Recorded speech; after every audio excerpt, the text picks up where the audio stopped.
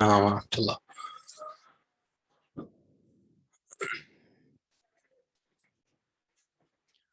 السلام علیکم ورحمۃ اللہ وبرکاتہ.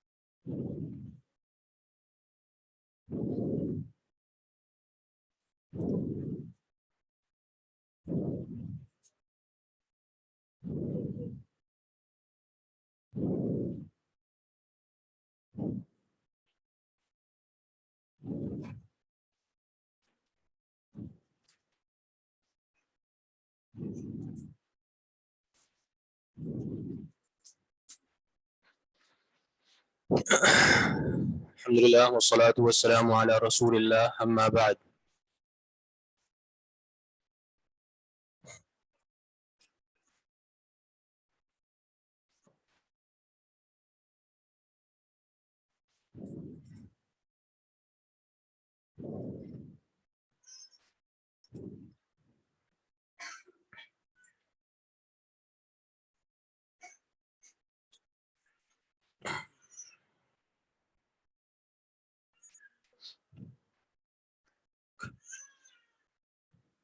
کہاں سے ہے؟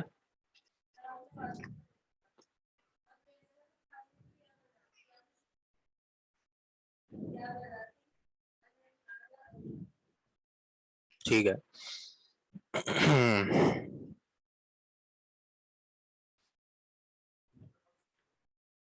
جی ہاں، یہ الدرس الثامن عشر، یہ جو ہمارا 18واں سبق چل رہا تھا، تو اس میں الابناء ارادو نہیں حامد یا بناتی انا الان اذهب الى المستشفى لعیادتی سلمى. جی کون پڑھے گا؟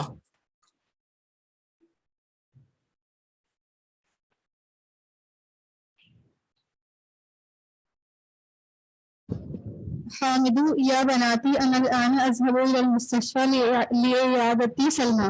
اے میری بیٹی اے میری بیٹیوں، میں ابھی جا رہا ہوں ہاسپٹل کی طرف سلمہ کی عیادت کرنے کے لیے. اتردن ان تذهبن معي، کیا تم چاہتی ہو کہ تم سب چاہتی ہو کہ تم سب میرے ساتھ آ جاؤ؟ البنات نعم، جی ہاں. حامد ماذا تردن ان تأخذن لها، کیا تم چاہتی ہو کہ ان تأخذن مطلب کس کے ساتھ لو تم؟ ان تأخذنا یہ کہ تم لو، ہاں کہ تم ان کے لیے کچھ لو، اس کے لیے. ہاں صحیح. البنات نريد ان نأخذ معنا علبة الحلوى هذه، ہم چاہتے ہیں کہ ہم اس کے لیے ہم اپنے ساتھ میں ان کے لیے علبہ مطلب مٹھائی کا ڈبہ. علبہ کیا ہوتا ہے؟ اچھا مٹھائی کا ڈبہ. ان سلما تحب هذا الحلوى كثيرا. سلما کو مٹھائی بہت پسند، بے شک سلما کو مٹھائی بہت یہ پسند ہے. مٹھائی هذه الحلوى، یہ مٹھائی. یہ مٹھائی بہت زیادہ پسند ہے. حامد اتردنا ان تأخذنا آگے شيئا آپ آخر. پڑھیں. اتردنا ان تأخذنا شيئا آخر.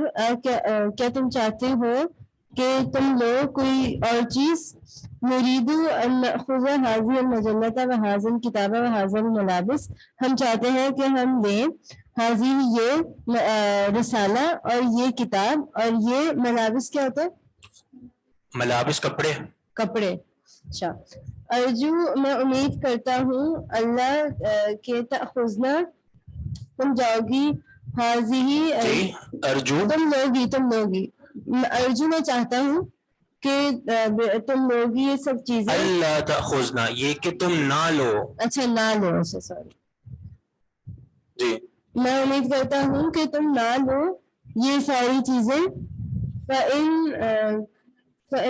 مستشفى کیونکہ بے شک وہ ہاسپٹل ہے. لا نہیں یسمح اجازت ہوگی، نہیں اجازت دیتا. نہیں اجازت دیتا بدخولی اشیاء ان چیزوں کو لے جانے کو، بہت ساری چیزوں کے دخول کا. بہت ساری چیزوں کے دخول کا. صحیح ہے. اینا کہاں ہے خدیجہ و عائشہ اور ام کلثوم. کا یریدنا ان یذهبن معنا، کیا وہ نہیں چاہتی کہ وہ جائیں ہمارے ساتھ؟ کیا وہ چاہتی ہیں یہ کہ وہ جائیں؟ اچھا سوری.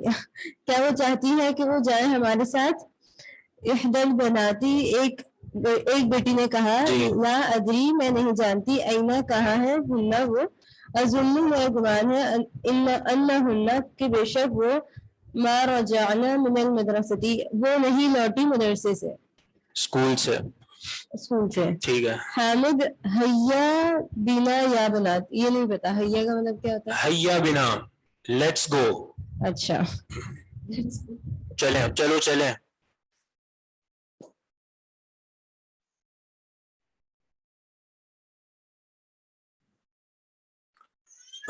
ٹھیک ہے. یہ دوبارہ ہم ایک مرتبہ پڑھ لیتے ہیں اس کو. حامد یا بناتی، کسی نے سوال پوچھا ہوا تھا.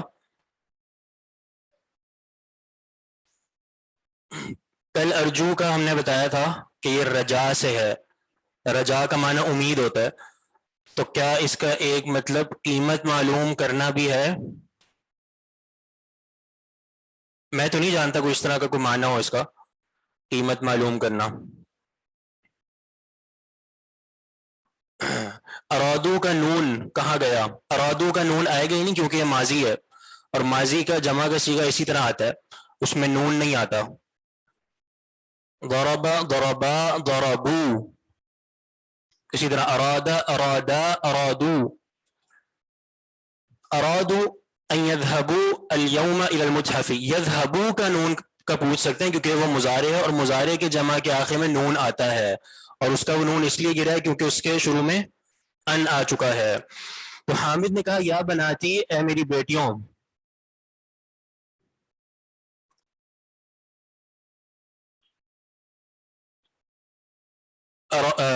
یا بناتی اے میری بیٹیوں، انا الان اذهب الى المستشفى، میں ابھی جاؤں گا ہاسپٹل کی طرف، لعیادتی سلمى، سلمہ کی عیادت کے لیے، تیمارداری کے لیے. یہ وہی آپ دیکھ رہے ہیں کہ لام جو استعمال ہوا جو ہم نے کل بھی پڑھا تھا. کون سا لام؟ جی ہاں، یہ فعل پر بھی آتا ہے اور اسم پر بھی آتا ہے. یعنی فرق اس طرح ہے کہ جو اسم پر آتا ہے نا، اسم پر وہ حرف جر ہوتا ہے. جیسے یہاں پہ آپ دیکھ رہے ہیں لام آیا اور اس کی وجہ سے ہم نے جر بھی پڑھا. ٹھیک ہے، تو یہ لام حرف جر ہے، اور اس جر کا ایک معنی یہ ہے کہ یہ تعلیل کے لیے آتا ہے، علت اور وجہ بیان کرنے کے لیے آتا ہے. کیونکہ آپ جانتے ہیں حروف جو ہوتے ہیں ان کے بہت سی معانی ہوتے ہیں. حروف جارہ جو ہوتے ہیں 17 حروف، ان سب کے بہت سے معانی ہیں. با کے 10 معانی ہیں. ٹھیک ہے، آپ کو پہلے بھی شاید بتایا تھا ہم نے، با 10 معانی کے لیے آتا ہے. اسی طرح بہت سے اور بھی معانی ہیں، اور 10 معانی تو ایک کتاب والے نے ذکر کیا، دیگر کتابوں میں اور بھی ہیں. تو کہتے ہیں کہ میں الآنا میں ابھی الآنا ابھی اذهب جاؤں گا الی المستشفى ہاسپٹل کی طرف لعیادت سلمى سلمى کی عیادت کے لیے. کسی نے پوچھا وہ سلمہ کون ہے تو یہ تو میں نہیں جانتا, کوئی انہی کی ایک بیٹی ہوگی یا کوئی پتہ نہیں اللہ عالم. تو ہم ابھی حامد صاحب کی سیرت نہیں پڑھ رہے, ہم دروس اللغہ پڑھ رہے ہیں. اتردنا ان تذهبنا معي کیا تم چاہتی ہو کہ میرے ساتھ جاؤ. فعل پر آئے تو ہاں یہ جو ہم نے کہا نا کہ لام تعلیل اسم پر بھی آتا ہے فعل پر بھی آتا ہے, تو فعل پر آئے تو اس کو بس یہی کہیں گے لام الکئی یا لام التعلیل یہی کہیں گے.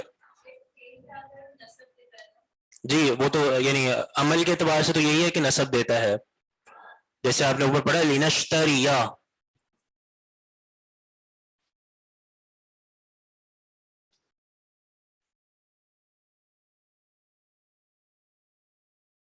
اتردنا جی اتردنا سنگولر ہے یا جمع ہے؟ جمع ہے. ٹھیک ہے, واحد کیا بنے گی مؤنث کی؟ اتریدینا, کل بھی پڑھا تھا اتریدینا.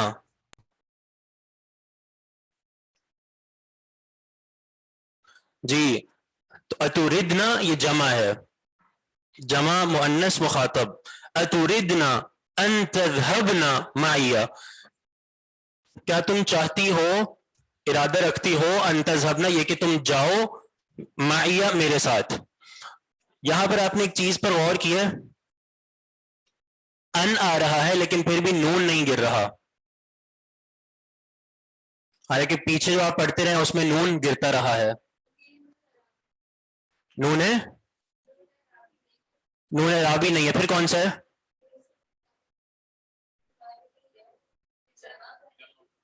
کیا کہیں گے اس کو؟ نون ختمی. نون نسوہ. نون نسوہ جو ہوتا ہے یہ مبنی ہوتا ہے, یہ گرتا نہیں ہے. یعنی جو جمع مؤنث کے آخر میں نون آتا ہے نا, جمع مؤنث چاہے غائب کی ہو یا حاضر کی ہو, یردنا غائب ہے اور تردنا حاضر ہے, تو ان یہ جو جمع مؤنث غائب اور حاضر کے آخر میں جو نون آتا ہے اس کو ہم کہتے ہیں نون نسوہ, اور یہ مبنی ہوتا ہے, یہ کبھی بھی نہیں گرتا. چاہے کوئی بھی عامل آ جائے پیچھے یہ کبھی بھی نہیں گرے گا.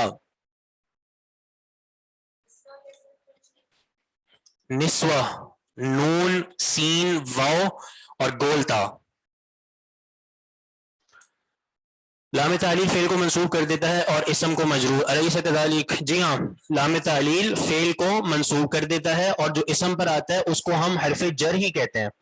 یعنی جو اسم پر آتا ہے وہ دراصل حرف جر ہی ہوتا ہے, اس حرف جر کا وہاں پہ معنی تعلیل کا ہوتا ہے.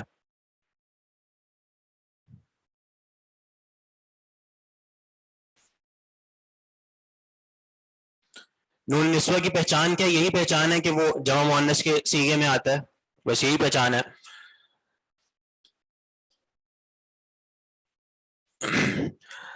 البنات, تو بنات نے جواب دیا نعم جی ہاں ہم یہ چاہتی ہیں.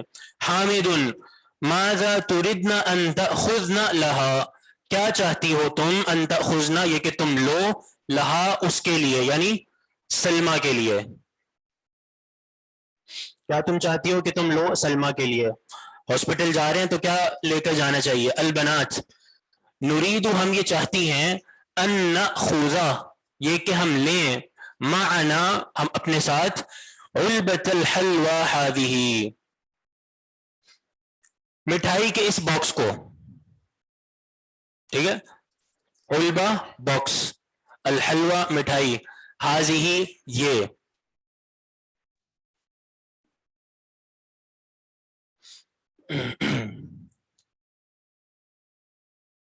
نسوہ کا مین, نسوہ کا مطلب یعنی جو نون یعنی مؤنث کے صیغوں کے آخر میں آتا ہے, مؤنث سے ہی نکلا ہے, تو مؤنث کے صیغوں کے آخر میں یعنی جو جمع مؤنث کے آخر میں آتا ہے اس کو کہا جاتا ہے نون نسوہ. کیا ہو گیا؟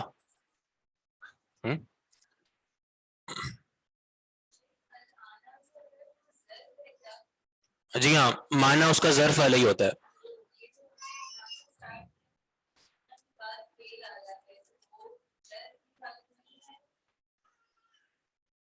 जर की हालत में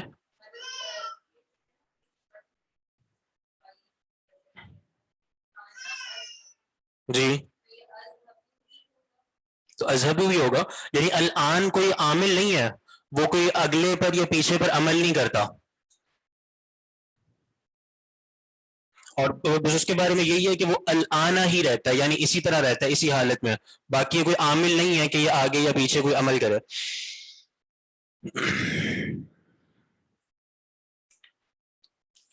इन्न सलमा तुहिब्बु हादिहिल हलवा कसीरन, बेशक सलमा तुहिब्बु पसंद करती है, हादिहिल हलवा ये मिठाई, कसीरन बहुत ज्यादा। कसीरन यहां पर क्या है?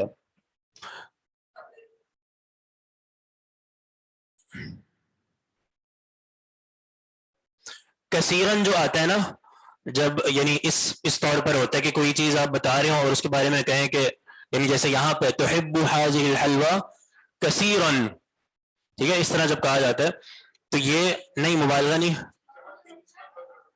ये हमेशा मंसूब की हालत में होता है और इसको बनाते हैं हाल, हाल बनाते हैं।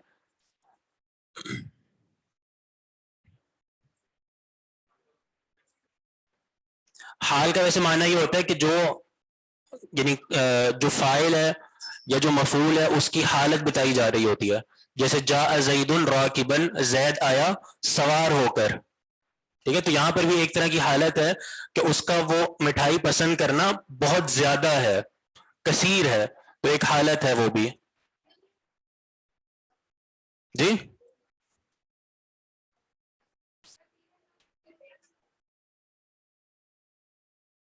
क्या होगा? मफूल, मफूल मुतलक, अबू हाजिल हलवा,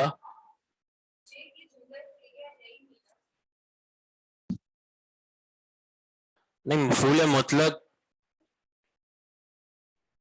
असल में होता ही है कि जब कोई नहाव की जैसे कोई बड़ी किताबें हो ना, तो वहां पर बस औकात एक ही लफ्ज की बहुत सी तरकीबें होती हैं, तो ये भी मुमकिन है, जैसे एक मैंने बताया ना हाल, ये भी जिक्र किया उलमा ने कसीरन का।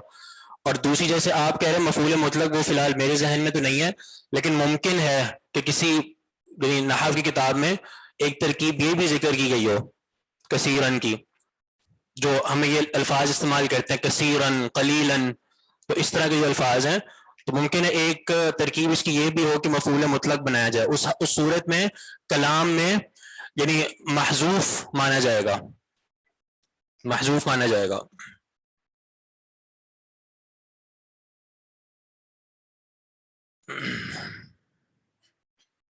उल्बा का मतलब बॉक्स। तो हामिद ने फिर कहा अतुरिदना अन तअखुदना शैअन आखरा, क्या तुम चाहती हो कि तुम लो शैअन आखरा, कुछ और। अलबनातु नुरीदु हम ये चाहती हैं, अन नाखुजा ये कि हम लें, हादिहिल मजल्लता ये रिसाला मजल्ला, वहादिल किताबा और ये किताब, वहादिहिल मलाबिसा और ये कपड़े।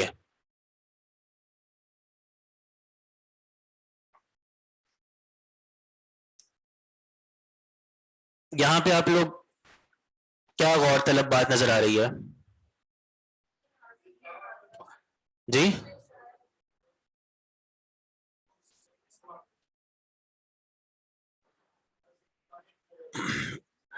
एक जगह हाजी ही है, एक जगह हाजा है, और फिर तीसरी जगह दोबारा हाजी ही, तो ये फर्क क्यों आ रहा है?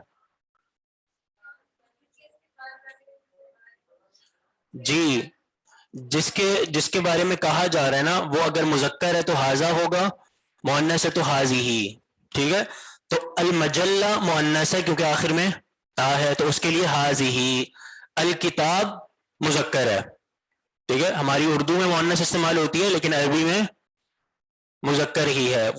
तो ये मतलब इस तरह होता है, यानी बहुत से तलबा जो है वो ये सवाल कर देते हैं कि किताबुन के लिए जो है वो मुजक्कर की ज़मीर क्यों इस्तेमाल हुई है, वो तो मुअन्नस है, तो मुअन्नस हमारी उर्दू में है, ठीक है। जी हाँ, जैसे वही जो है वो मैंने शायद बताया था आपको कि وہ شیخ عبدالغفار زامرانی ایک عالم تھے بلوچستان کے، تو وہ کہا کرتے تھے کہ تمہاری اردو زبان بھی بڑی عجیب ہے کہ اس میں وحی الہی بھی مؤنث ہے. وحی مذکر لفظ عربی میں، اردو میں مؤنث ہے، وحی نازل ہوتی ہے، وحی نازل ہوئی، کہتے ہیں وحی الہی بھی مؤنث ہے تمہاری اردو میں. تو المجلہ مؤنث ہے، اس کے لیے ہذہ، اور الکتابہ مذکر ہے تو اس کے لیے ھذا، اور الملابس یہ کیا ہے؟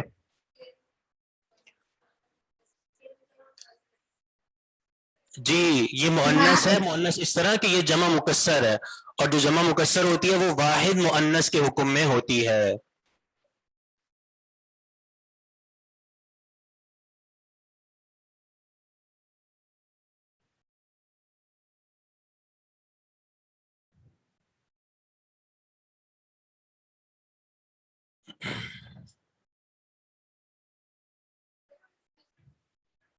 جی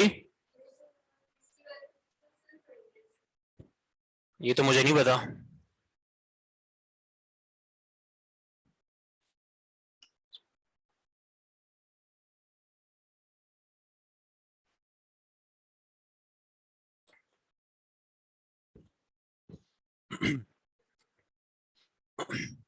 لام تعلیل جس فعل پر آئے اس میں اس کے بعد ان مقدر ہوتا ہے.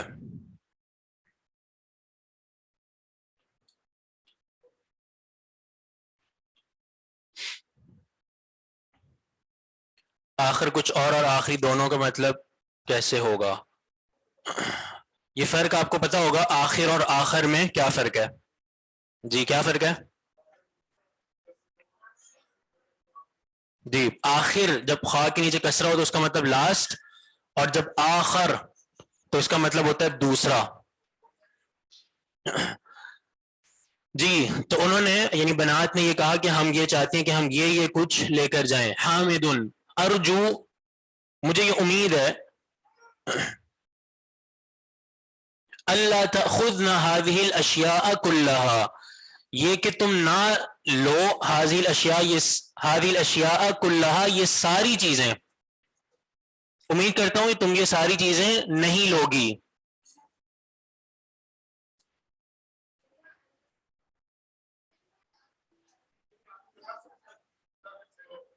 جی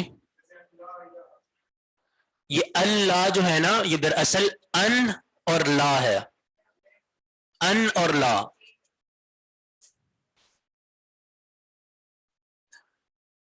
تو ان جو ہو گیا وہ تو تفسیر کا ہوتا ہے جو ان، اور اس کے بعد لا جو کہ نفی کا ہے، تو ان دونوں کو ادغام کر کے ملا کے اللہ بھی کر دیا جاتا ہے.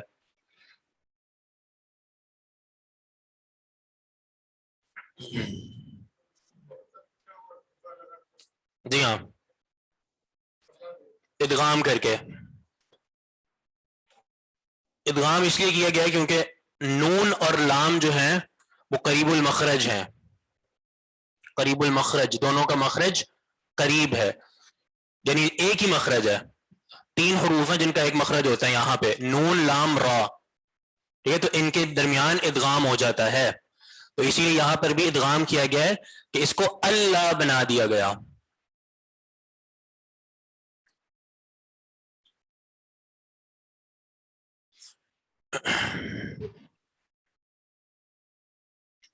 تو امید کرتا ہوں کہ تم نہیں لوگی هذه الاشیاء کلها، یہ ساری چیزیں، کلها اس کو کیا کہتے ہیں؟ یعنی عبارت میں کیا بنے گا یہ؟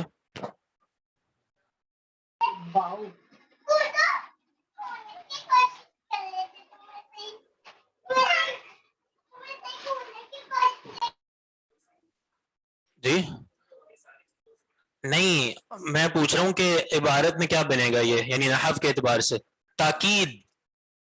جی ہاں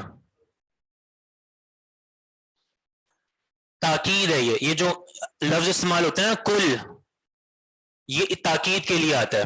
هذه الاشیاء کلها، یہ چیزیں ساری کی ساری، ٹھیک ہے، تو یہ کل جو ہے لفظ کل یہ تاکید کے لیے آتا ہے. تاکید کے کچھ اور بھی الفاظ ہیں جیسے کل اور اجمعو، جس سے جو ہے وہ کیا کہتے ہیں جمیعن بھی آتا ہے اور اجمعون بھی آتا ہے, دونوں آتے ہیں. جیسے فسجد الملائکۃ کلہم اجمعون, قرآن کی آیت ہے.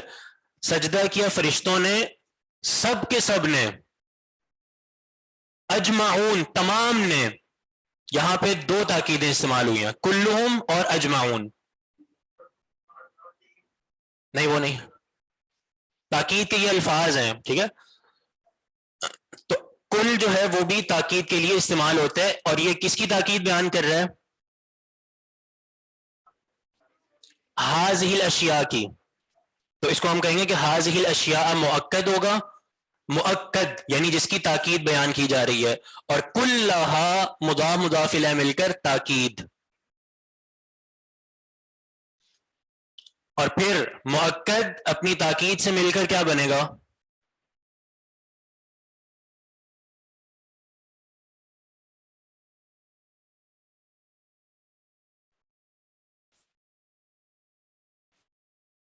جی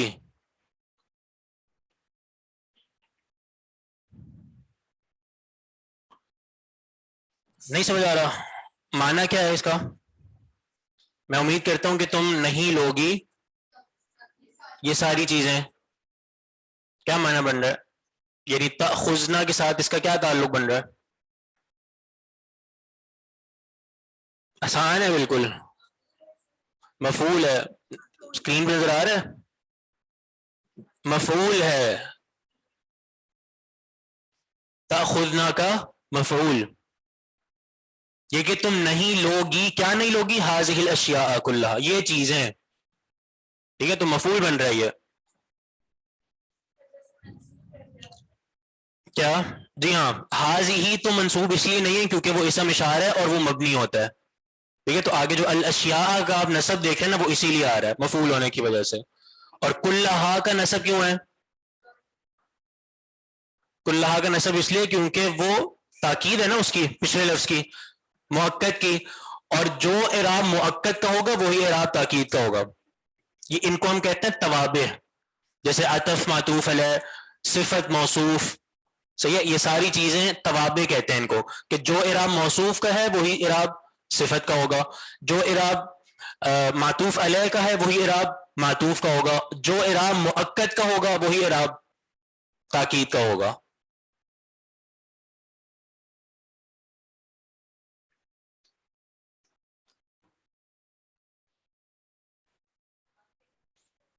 جی توابع, تابع کی جمع. توابع مستقل بحث ہے جو نحو کی ہے, جس میں یہ ساری چیزیں ذکر ہوتی ہیں, بدل مبدل منہ, موصوف صفت, عطف بیان, یہ ساری چیزیں. اسی میں سے ایک مؤکد تاکید, جس کا مقصد یہ ہوتا ہے کہ دو چیزیں ہوتی ہیں, ایک پہلے گزری ہوتی ہے اور ایک بعد میں آتی ہے, تو بعد میں آنے والی چیز کا اعراب پہلے والی کے تابع ہوتا ہے, ایک جیسا ہوتا ہے.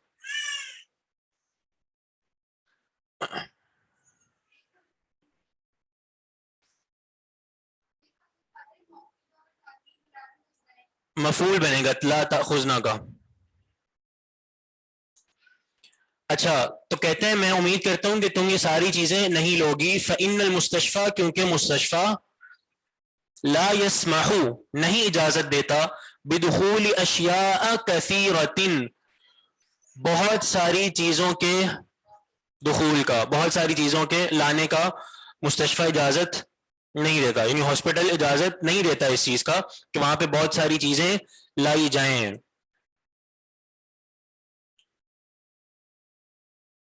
بدخول اشیاء کثیرۃ, بدخولی, یہاں پہ جر کیوں آ رہا ہے؟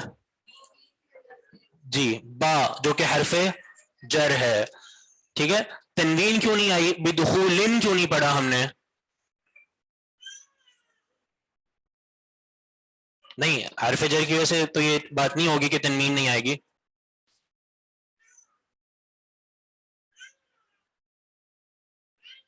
مضاف ہونے کی وجہ سے, مضاف پر تنوین نہیں آتی ہے, یہ مضاف ہے اور آگے جو ہے وہ مضاف الیہ ہے, اشیاء کثیرۃ. اب وہ آپ کہیں گے کہ اشیاء اگر مضاف الیہ ہے تو مضاف الیہ پر تو جر آتی ہے, تو یہاں پر جر کیوں نہیں آئی؟ ایک ہی جواب ہوتا ہے اس بات کا جی غیر منصرف ہے.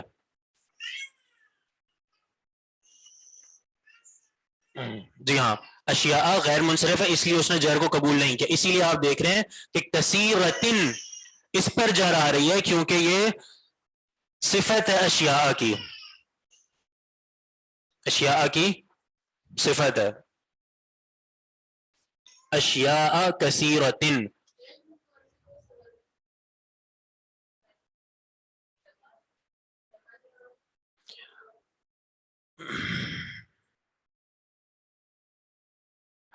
یہ جو اشیاء جو جمع ہے کون سی جمع ہے؟ یہ جمع مکسر ہے اور جمع مکسر میں سے اس کو کیا کہا جاتا ہے؟ الف ممدودہ. ٹھیک ہے جیسے الف ممدودہ والی جو جمع ہے تو جو الف ممدودہ والی جمع ہوتی ہے نا یہ دو سبب کے قائم مقام ہوتی ہے اس لیے یہ غیر منصرف ہے. یعنی ایک ہی سبب ایسا ہے جو دو کی جگہ پوری کر دیتا ہے اور اسی لیے اشیاء غیر منصرف ہے. این خدیجہ و عائشہ و ام کلثوم خدیجہ عائشہ اور ام کلثوم کہاں ہیں؟ ایردن ان یذهبن معنا کیا وہ چاہتی ہیں کہ وہ ہمارے ساتھ جائیں؟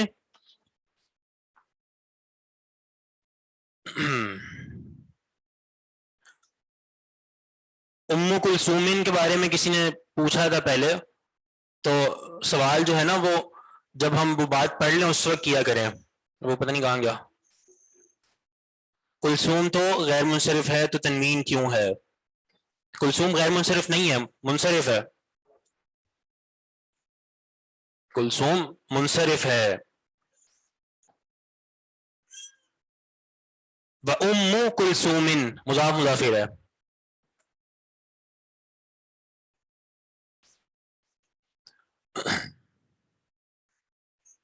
کیسے پتہ چلے گا کہ منصرف ہے یا غیر؟ ظاہر ہے اس وقت پتہ چلے گا جب آپ کو اس میں دو اسباب سمجھ آ جائیں نظر آ جائیں تو وہ غیر منصرف ہوگا. دو اسباب نہیں ہیں تو پھر وہ منصرف ہوگا.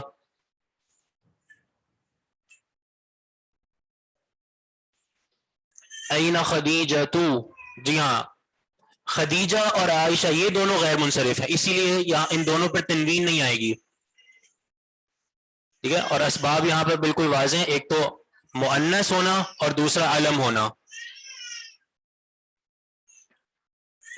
تو جب یہ بات کہی تو احدى البنات یعنی بیٹیوں میں سے ایک بیٹی نے کہا لا ادری اینہن میں نہیں جانتی کہ وہ کہاں ہیں. اظن میں سمجھتی ہوں میرا یہ گمان ہے انہن ما رجعن من المدرسۃ کہ وہ نہیں واپس لوٹی اسکول سے. ٹھیک ہے تو انہوں نے یہ بات کہہ دی تو حامد ہیا بنا یا بناتو چلو چلیں اے میری بیٹیوں یا بناتو اے بیٹیوں. ہیا بنا یہ جو لفظ کہا جاتا ہے نا ہیا بنا اس کا مطلب کیا ہوتا ہے؟ چلو چلیں لیٹس گو.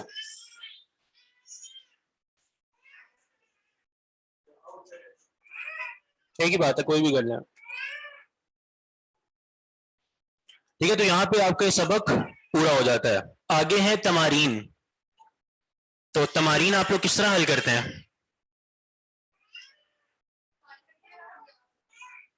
ٹھیک ہے یعنی کلاس میں ہی حل کرتے ہیں.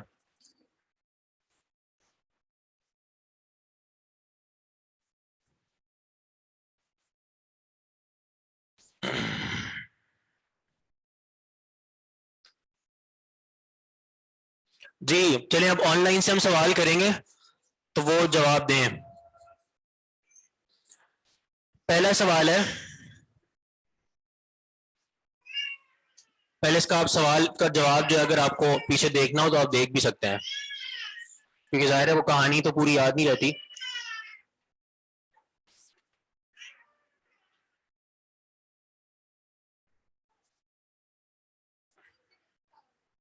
جی نہیں یہ والا جو سوال کی جو پہلی نوعیت ہوتی ہے نا جو کہانی سے ہی نکالی گئی ہوتی ہے.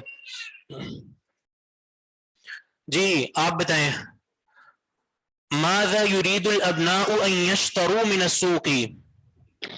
يريد الأبناء أن يشتروا من السوق أقلاما ودفاتر ومساطر. احسنت بارک اللہ فیک. یرید الابناء ان یشتروا من السوق اقلاما ودفاتر ومساطر. ٹھیک ہے. تو عربی میں جب آپ جواب دیں گے تو آپ نے یعنی جیسے انہوں نے کیا کہ لنشتریہ نہیں کہا دوبارہ. کیوں؟ کیونکہ لفظ پہلے گزر چکا ہے.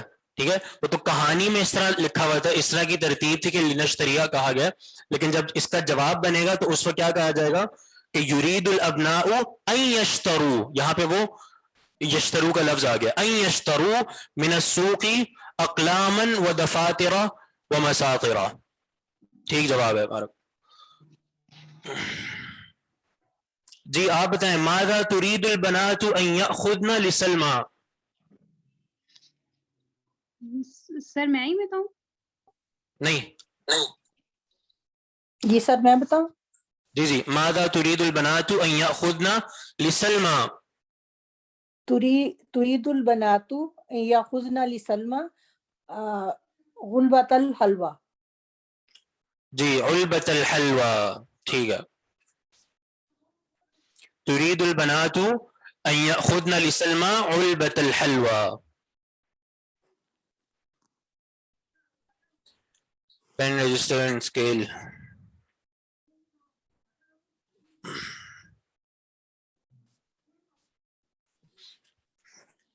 ٹھیک ہے. اگلی تمرین ہے صحح ما یلی. کیا مطلب؟ جملوں کو ٹھیک کریں. آمینۃ بنت حامد. جی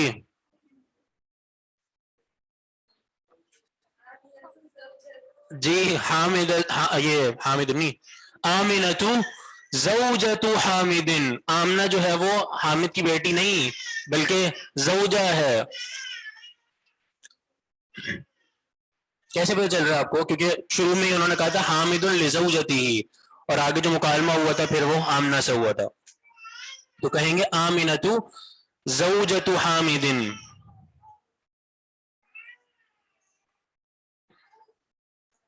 تريد آمنۃ ان تزور اختها. آپ بتائیں, تريد آمنۃ ان تزور اختها. تو جملہ پڑھے نا پورا.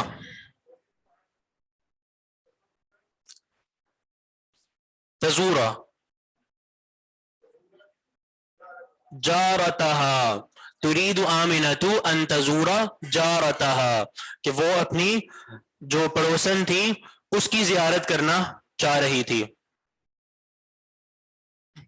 بنات جمع ہے تو فعل واحد کیوں؟ کہاں پر؟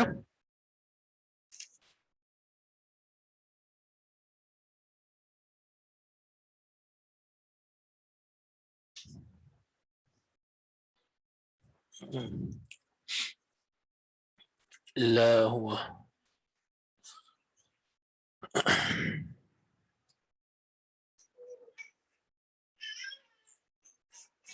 قال حامد لزوجته اغسلی مندیلی الازرق.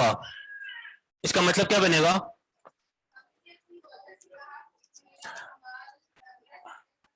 سفید نہیں, ازرق, بلو. میرا جو بلو رومال ہے اس کو دھو دو. تو یہ خطا ہے, بلکہ صحیح جواب کیا ہوگا؟ پڑھیں, آپ پڑھیں.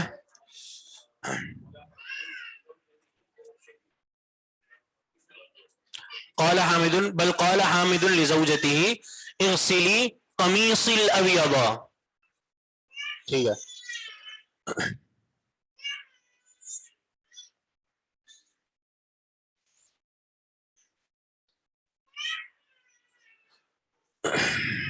جی آگے آپ بتائیں آن لائن سے.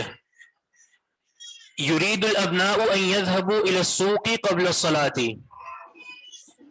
اس کا جواب ہے یرید الابناء ان یذهبوا الى السوق بعد الصلاة. جی بالکل. یرید الابناء ان يذهبوا الى السوق بعد الصلاة. یا اس کو آپ اس طرح بھی کر سکتے ہیں, یرید الابناء ان يذهبوا الى المسجد قبل الصلاة. ایسے ہی تھا نا ان کا.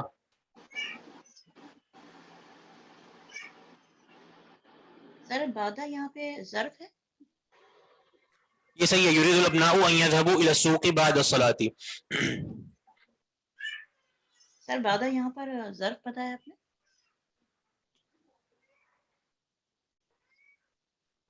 آپ بتائیں فرقان. اراد زملاء الابناء ان يذهبوا الى حديقة الحيوانات.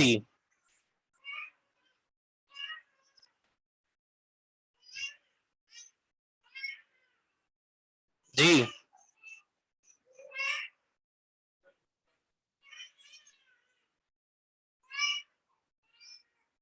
آپ بتا دیں لسنر.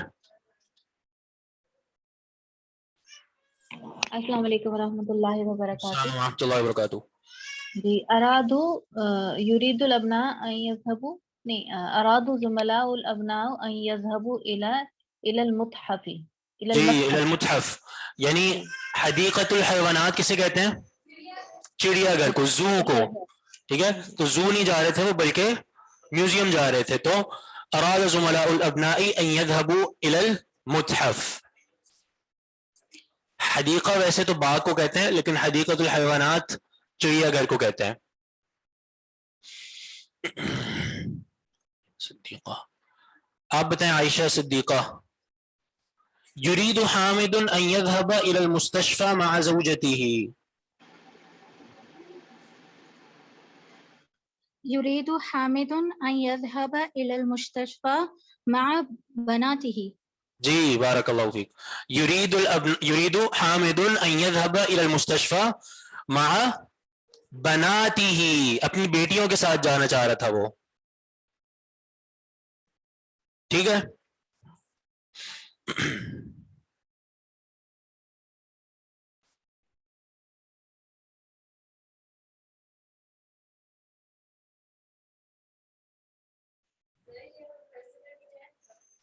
جی لے آئیں, گھر سے بھی کر کے لے آئیں, اور ویسے بھی ٹائم ہو گیا آپ کا.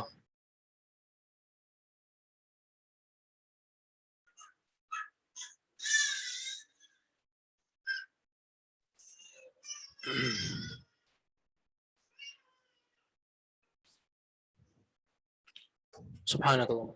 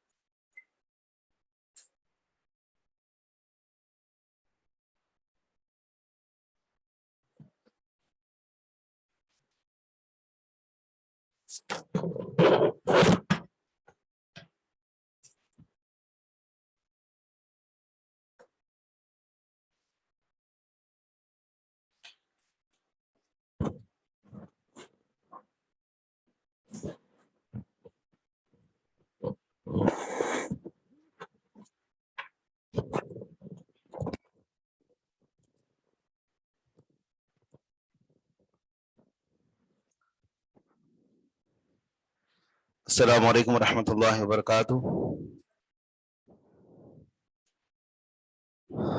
الحمد للہ رب العالمین والعاقبۃ للمتقین والصلاۃ والسلام علی سید الانبیاء والمرسلین نبینا محمد وعلی آلہ وصحبہ اجمعین. اما بعد فاعوذ باللہ من الشیطان الرجیم. بسم اللہ الرحمن الرحیم.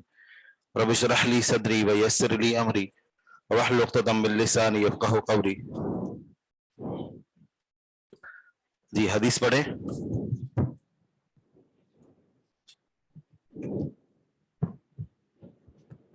بسم الله الرحمن الرحيم.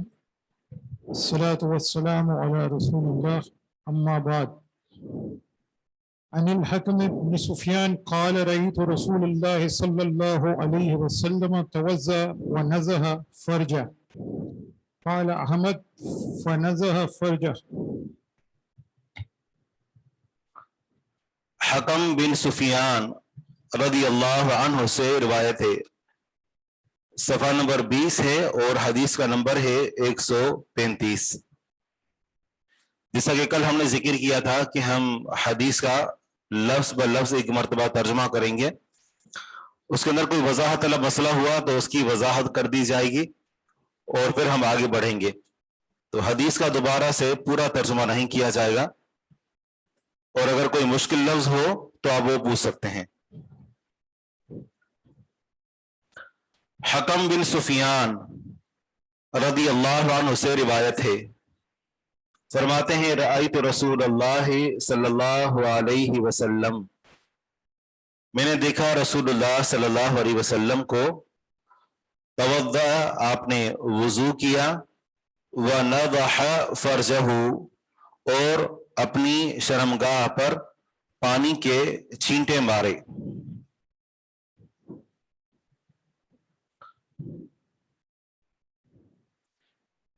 اس پانی کے چھینٹے مارنے کے پیچھے کیا حکمت ہے؟ تاکہ اگر انسان کو یہ وسوسہ آئے کہ ممکن ہے کہ مجھے پیشاب کے بعد کچھ قطرے آئے ہوں تو یہ جو وسوسہ ہے شیطان کی طرف سے یہ ختم ہو جائے. لیکن اگر یقین ہو تو ظاہری بات ہے کہ جا کر استنجا بھی کرنا ہوگا اور کپڑے کو دھونا ہوگا. کپڑے کو پھر چھینٹے مارنا کافی نہیں ہے. اس طریقے سے دھویا جائے کہ اسے پانی کی قطرے ٹپکیں. ٹھیک ہے نا. جس طریقے سے چھوٹا بچہ پیشاب کر دیتا ہے، اگر وہ لڑکا ہے تو پانی کے چھینٹے مارے جاتے ہیں، اس کو اوپر پانی پھیر دیا جاتا ہے، اور بچی ہوتی ہے تو اس کو دھویا جاتا ہے. تو کپڑے کو کونا یوں کر کے اور اس کو باقاعدہ اس طریقے سے اس کے اوپر پانی بہایا جاتا ہے کہ جو اس کے اندر پیشاب ہے وہ نکل آئے اور اس کے بعد صاف پانی کے قطرے ٹپکنے لگے، تب جا کر کپڑا پاک ہوتا ہے. ٹھیک ہے، بالکل واضح حدیث ہے. جی کچھ کہہ رہے ہیں؟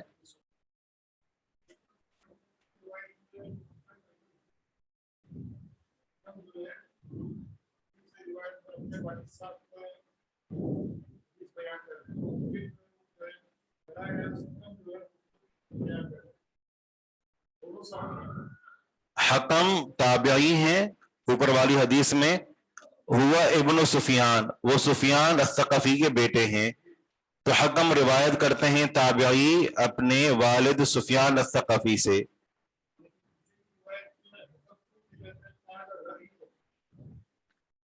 حکم بن سفیان، جی ہاں بالکل، اوپر والی حدیث میں وہ اپنے والد سے روایت کرتے ہیں، اور جبکہ یہاں پر ہے کہ وہ انہوں نے خود جو بیان کیا. جی ہاں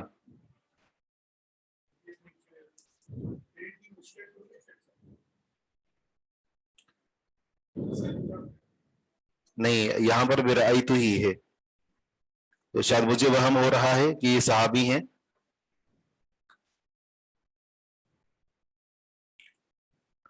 ٹھیک ہے، پہلی روایت اپنے والد سے کر رہے ہیں اور دوسری روایت میں خود کہہ رہے ہیں کہ میں نے خود رسول اللہ صلی اللہ علیہ وسلم کو دیکھا.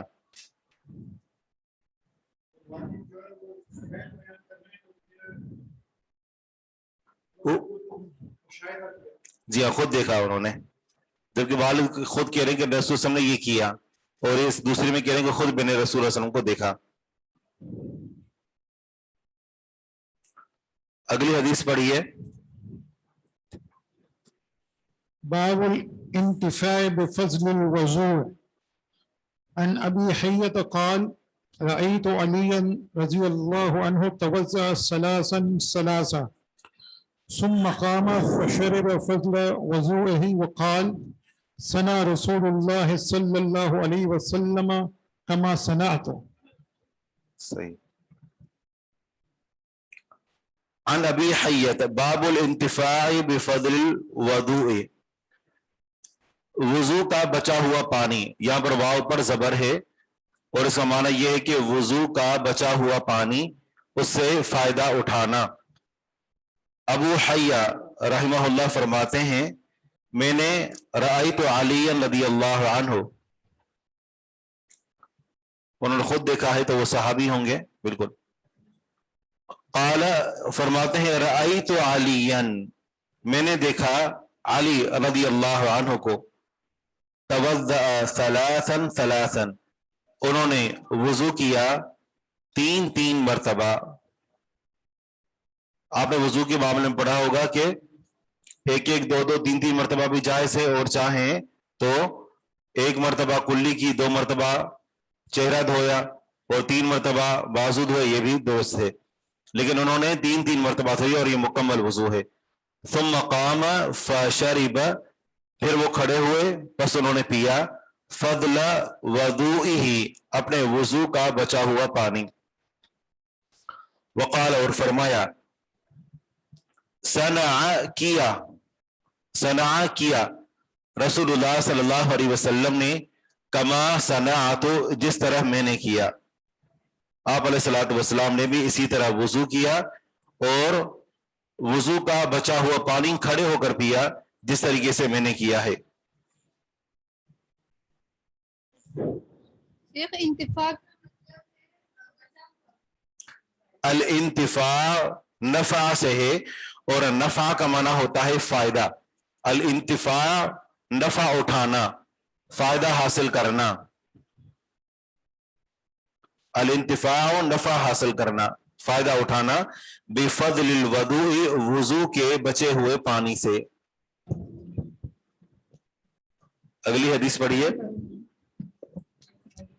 عن عون بن ابي جحيفة عن أبيه قال شهدت النبي صلى الله عليه وسلم بالبطحاء وأخرج بلال فضل وضوئه فابتدره الناس فنلت منه شيئا وركزت له العنزة فصلى بالناس والحمر والكلاب والمرأة يمرون بين يديه.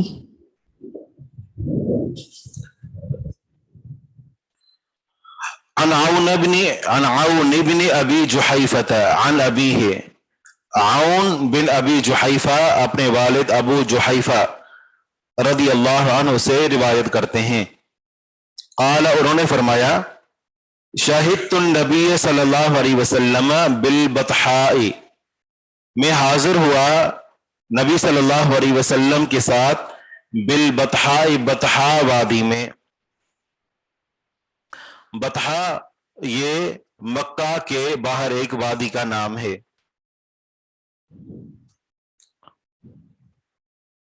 وَأَخْرَجَ بِلَالٌ فَضْلَ وَضُوئِهِ، اور بلال رضی اللہ عنہ نے نکالا، یعنی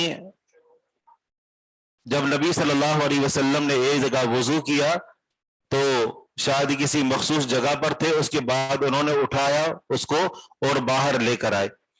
فضل وضوئہ، وضو کا بچا ہوا پانی. اس کے اندر 2 احتمال ہیں. ایک یہ کہ نبی صلی اللہ علیہ وسلم نے ایک برتن کے اندر ہاتھ ڈالے اور اس سے باہر وضو کیا. جو پانی وضو کرنے کے بعد گرتا رہا وہ تو زمین پر گر گیا، لیکن وہ وضو کا پانی کہ جس میں نبی صلی اللہ علیہ وسلم نے ہاتھ ڈال کر وضو کیا، اس برتن میں، اس پیالے میں یا اس ٹب میں کچھ پانی بچ گیا اور وہ بلال رضی اللہ عنہ باہر لے کر آئے. ایک تو یہ احتمال ہے، اور دوسرا احتمال یہ ہے کہ فضل وضو ہی سے مراد وہ پانی ہے کہ جو رسول اللہ صلی اللہ علیہ وسلم نے وضو کیا اور وضو کرنے کے بعد جو پانی گرا اس کو بلال رضی اللہ عنہ نے جمع کیا اور وہ پانی لے کر باہر نکل آئے. دونوں احتمال موجود ہیں.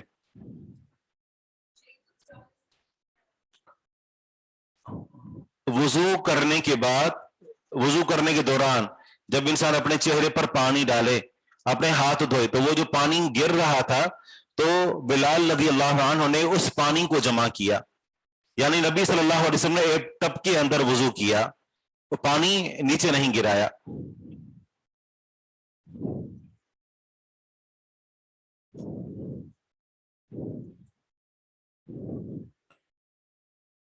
آگے ہے فَابْتَدَرَهُ النَّاسُ، بس لوگوں نے اس کی جلدی کی. یعنی ہر ایک یہ چاہتا تھا کہ رسول اللہ صلی اللہ علیہ وسلم کے وضو کا بچا ہوا پانی وہ مجھے ملے، کیونکہ وہ ایک برکت کے حصول کا سبب ہے، تاکہ یہ برکت مجھے حاصل ہو.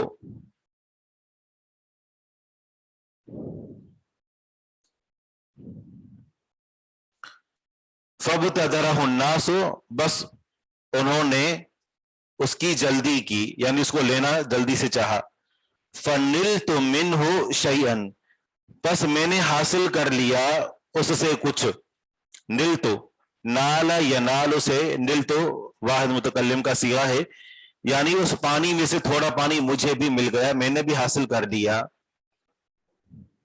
منہ اس سے، یعنی پانی سے. شیئن کچھ. وَرَكَزْتُ، آپ کے ہاں کیا لکھا ہوا ہے؟ وَرَكَزْتُ، اور میں نے گاڑا. گاڑا یعنی زمین کے اندر جس طریقے سے کوئی چیز ٹھوک کر اندر داخل کی جاتی ہے. وَرَكَزْتُ، اور میں نے گاڑا. اس کو وَرُو کی زد بھی پڑھا گیا ہے، وَرُو کی زد، اور گاڑا گیا. اور ایک روایت کے اندر الفاظ ہیں وَرَكَزَ بِلَالٌ، بلال رضی اللہ عنہ نے گاڑا. تو بہرحال رکز تو یہ نہیں، اس کا مطلب یہ ہے کہ جیسے زمین کے اندر کوئی چیز ٹھوک کر زمین کے اندر لگائی. وَرَكَزُ، اور میں نے گاڑ دیا. جیسے ایک جھنڈا گاڑا جاتا ہے نا، تو اس طرح سے گاڑا. العنزۃ، نیزہ. وَرَكَزْتُ لَهُ الْعَنَزَةَ، اور میں نے آپ کے لیے نیزہ گاڑا. نیزہ سمجھتے ہیں کتنا بڑا ہوتا ہے؟ ایک ہوتی ہے چھوٹا سا، یہاں وہ برچھی کہلاتی ہے، اور ایک کافی بڑا ہوتا ہے جتنا یہ ٹیبل ہے، یعنی 2 ہاتھ یا 1 ہاتھ کے لمبائی کے برابر. وہ لکڑی کا ہوتا ہے، اور اس کا جو سامنے پھل ہوتا ہے تیر کی طرح، وہ لوہے کا ہوتا ہے. اب دیکھیں صحابہ کرام نے احادیث کے نیزے کی وضاحت کر دی. تو صحابہ کرام نے اس قدر جو ہے وہ وضاحت کی، تحقیق کی ہے کہ یہ نیزہ کس کا تھا. ٹھیک ہے نا. ایک روایت یعنی مختلف روایتوں میں آتا ہے کہ یہ جو نیزہ تھا یہ آپ علیہ الصلوۃ والسلام کی طرف جو نجاشی تھا، حبشہ کا بادشاہ، اس نے رسول اللہ صلی اللہ علیہ وسلم کی طرف بھیجا تھا. یہاں تک انہوں نے وضاحت کی. اور کسی نے جو وہ یہاں تک لکھا ہے کہ یہ زبیر بن عوام رضی اللہ عنہ نے جنگ احد کے دوران کسی مشرک سے چھینا تھا، اور آپ علیہ الصلوۃ والسلام نے بعد میں ان سے یہ لیا تھا. تو بہرحال جو بھی ہو، ایک لاٹھی نما جو نیزہ ہے اس کو آپ علیہ الصلوۃ والسلام کے سامنے نماز کے لیے اس کو گاڑا گیا تاکہ آپ علیہ الصلوۃ والسلام اس کو سترہ بنا سکیں. فصلی بالناس، بس آپ علیہ الصلوۃ والسلام نے لوگوں کو نماز پڑھائی. والحمر والکلاب والمرأة یمرون بین یدیہ، والحمر اور گدھے، والکلاب اور کتے، والمرأة اور عورت یعنی عورتیں، یمرون بین یدیہ وہ گزر رہے تھے آپ علیہ الصلوۃ والسلام کے سامنے سے.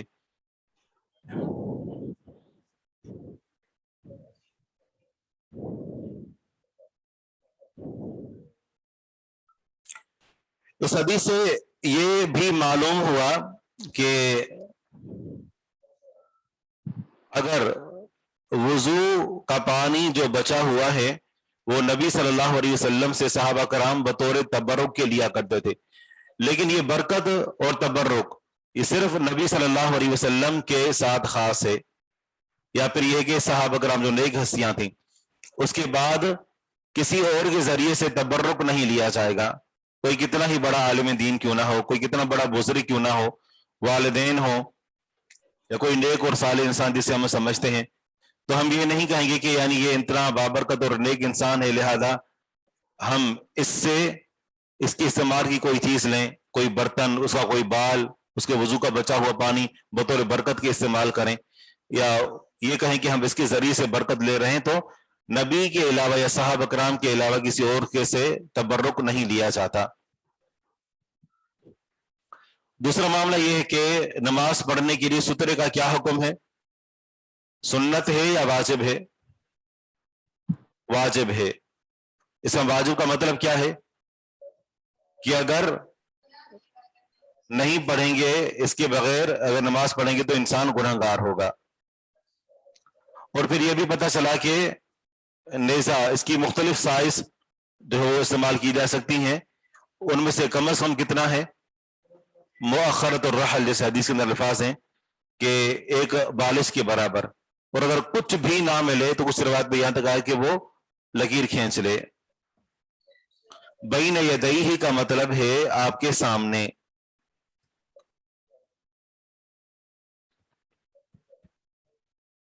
شیخ صحابہ کا تبرک لینے کی دلیل بتا دیں. صحابہ کرام رضوان اللہ علیہم اجمعین، جیسے سیدنا عمر بن خطاب رضی اللہ عنہ کا ایک استدلال تھا کہ وہ دعا کے لیے سیدنا عباس رضی اللہ عنہ کو لے کر گئے. ایک ہی دعا اور ایک ہی شخصیت کے ذریعے سے، صحابہ کرام تو اور بھی موجود تھے لیکن عباس رضی اللہ عنہ کو خصوصی طور پر اور ان کی شخصیت کا اللہ تعالیٰ کے سامنے وسیلہ اس طور پر پیش کیا کہ پہلے نبی صلی زندہ ہوتے تھے اور بعد میں جو ہے وہ نبی صلی کے چلے جانے کے بعد. اور پھر یہ ہے کہ صحابہ کرام بھی وہ یعنی وہ شخصیات ہیں کہ جن کے بارے میں اللہ تعالیٰ نے خود جو ہے وہ بتا دیا کہ رضی اللہ عنہ ورضوا عنہ. اس وجہ سے کرسی کو سترا بنا سکتے ہیں. جی ہاں، سترا رکھنا واجب ہے. کم سے کم حدیث کے اندر الفاظ ہیں کہ وہ ایک بالش کے برابر ہو، یا پھر یہ ہے کہ اور کچھ بھی نہ ملے تو لکیر کھینچ لے. بچے چھوٹے اگر سامنے سے گزر جائیں تو اس سے نماز نہیں ٹوٹتی.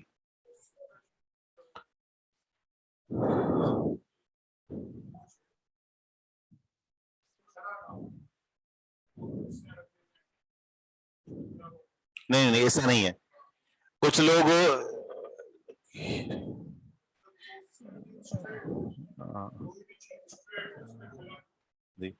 لمبائی اور چوڑائی کے بارے میں بھی کوئی حد نہیں ہے، لیکن یہ ہے کہ وہ ایسی چیز ہو کہ اس کو سترا بنایا جا سکتا ہو. کوئی دھاگا لٹک رہا ہے بندہ، اس کو تو سترا نہیں بنائے گا، یعنی وہ سترا بننے کے قابل ہو. اور اگر کچھ بھی نہ ملے تو اگر کچی زمین ہے تو اس کے اوپر انسان لکیر کھینچ لے، تاکہ جو اللہ تعالیٰ کی رحمت انسان کے اوپر برس رہی ہوتی ہے اس کے درمیان کوئی اور چیز حائل نہ ہو.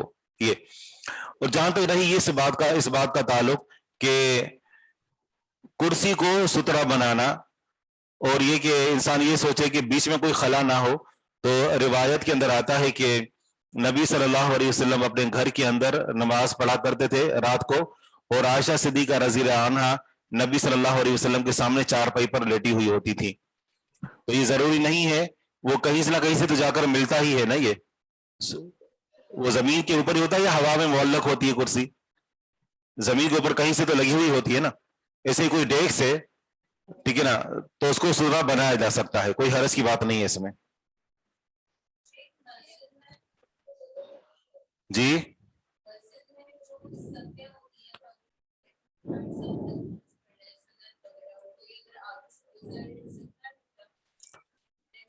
نہیں اس کو نہیں گزرنا چاہیے، یہ تو کبیرہ گناہ ہے، اور مسجد حرام بھی اس سے جو ہے وہ مستثنا نہیں ہے۔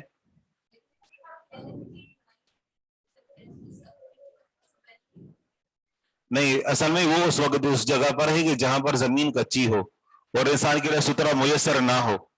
یہاں پر تو یہ ہے کہ سترہ میسر ہونا ممکن ہے۔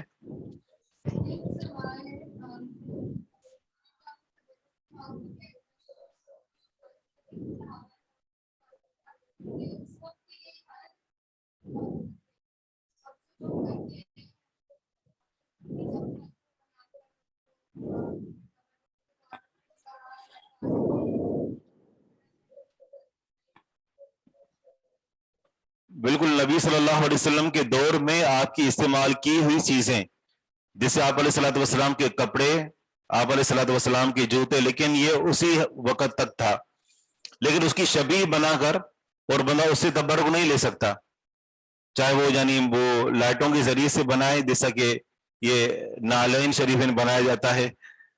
یہ کسی نے لکھا بھی تھا کہ شکل، ہاں وہ، اور پھر یہ کہ وہ کچھ یعنی یہ اردو پوائنٹ کے نام سے ایک دن وہ ایک صفحہ بھی ہے اور یہ سوشل میڈیا پر رپورٹ بنا کر پوسٹ کرتے رہتے ہیں، انہوں نے یعنی کہا کہ باقاعدہ کچھ لوگ ہیں کہ جو یہ جعلی یہ تبرکات بناتے ہیں، جیسے چمڑے کا انہوں نے جوتا بنایا اور اس کو تیزاب کے اندر ڈال دیا اور اس کے بعد اس کو نکالا تو بالکل پرانا ہو جائے گا، تو اس کو مٹی وغیرہ لگا کر رگڑ کر اس کو لاکھوں روپے میں جو ہے وہ فروخت کر رہے ہیں۔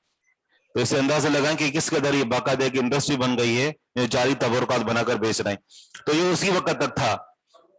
جی ہاں، اور موجودہ دور میں نہ تو نبی صلی اللہ علیہ وسلم کے کہیں پر جو ہے وہ جو صحیح تبرکات ہوں وہ موجود ہوں، ایسا نہیں ہے۔ شیخ ایک اور سوال ہے کہ کیا سترا رکھنا ہر وقت ضروری ہوتا ہے؟ اگر جیسے سامنے دیوار ہے یا کوئی چیز ہے سامنے تو بھی سترا رکھنا ہوتا ہے؟ اگر دیوار ہے تو وہ دیوار سترا بن جائے گی، اس وقت سترا رکھنا ضروری نہیں ہے، اور اگر امام نماز پڑھا رہا ہے تو امام اگر دیوار کے ساتھ کھڑا ہوا ہے تو اس کے لیے بھی سترا رکھنا ضروری نہیں ہے، اور اگر تھوڑا فاصلے پر ہے تو وہ سترا رکھے گا۔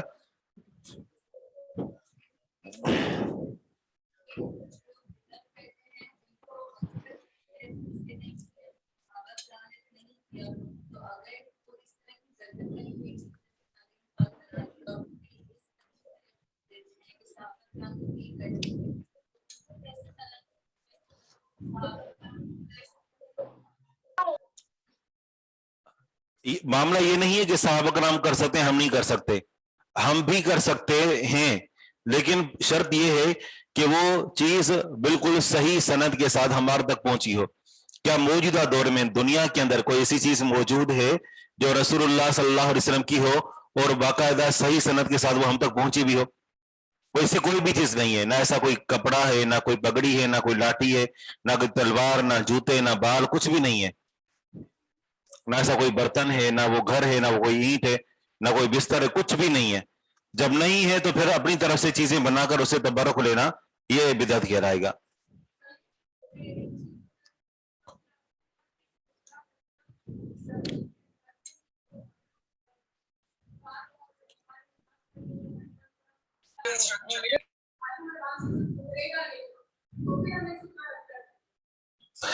نمازی اور سترے کے درمیان اتنا فاصلہ ہونا چاہیے کہ جتنا انسان بیچ میں سے جو ہے گزر سکے، یا جتنی جیسے حدیث اندر آتا ہے کہ جتنی بکری جو ہے وہ گزر سکے تو اتنا فاصلہ، تقریباً 2، 2.5 یا 3 فٹ کا فاصلہ، زیادہ سے زیادہ جو ہے وہ اتنا فاصلہ ہو۔ اگر دیوار سے انسان یعنی 2 فٹ کے فاصلے پر کھڑا یعنی سجدہ کر رہا ہے، اس کو پتا ہے کہ میرے سر کے بعد تقریباً 2 فٹ کا فاصلہ دیوار کے ساتھ ہے، تو سترہ رکھنے کی ضرورت نہیں ہے۔ لیکن اگر اس سے پیچھے ہے یعنی 4، 5، 6 فٹ کا فاصلہ ہے تو پھر اس کے لیے سترہ رکھنا ضروری ہے، چاہے کوئی گزرے یا نہ گزرے۔ جی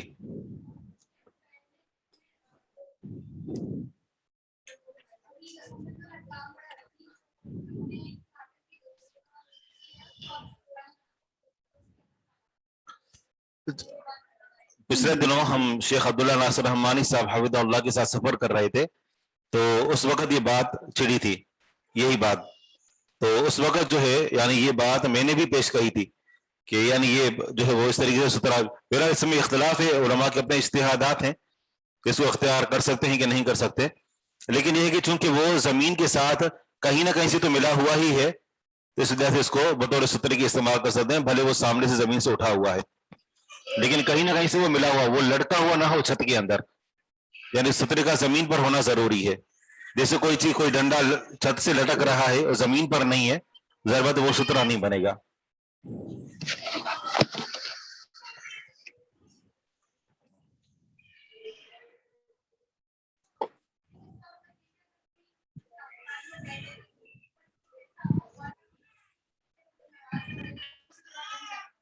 وہ سترا بن جائے گا، بالکل وہ سترا بن سکتا ہے، لیکن یہ ہے کہ وہ گزرے نہیں، وہ وہاں سے وہ وہیں پر موجود ہو. آگے بڑھتے ہیں.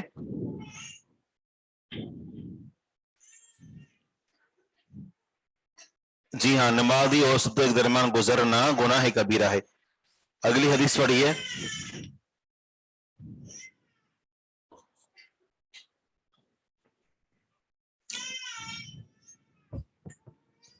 عن جابر قال مرضت فأتاني رسول الله صلى الله عليه وسلم وأبو بكر يعوداني فوجداني قد أغمي علي فتوضأ رسول الله صلى الله عليه وسلم فصب علي وضوءه. سیدنا جابر بن عبداللہ رضی اللہ عنہ سے روایت ہے، فرماتے ہیں کہ مرضت میں بیمار پڑ گیا، فاتانی بس میرے پاس آئے رسول اللہ صلی اللہ علیہ وسلم اور ابو بکر، یعودانی وہ دونوں میری عیادت کرنے آئے. یعودانی نہیں تھا اصل میں، یعودانی دونوں میری عیادت کرنے آئے. فوجدانی بس ان دونوں نے مجھے پایا، قد اغمی علیہ کہ تحقیق مجھ پر بے ہوشی طاری ہے، قد اغمی علیہ تحقیق مجھ پر بے ہوشی طاری ہے. فتوضأ رسول اللہ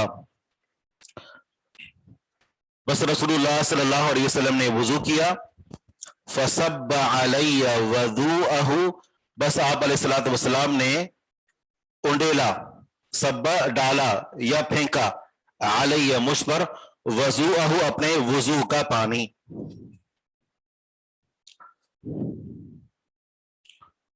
اس سے یہ پتا چلا کہ جو ایسا پانی جو وضو کے دوران جمع ہو جائے، انسان نے وضو کیا اور وہ پانی جمع ہو گیا تو وہ پانی ناپاک نہیں ہوتا.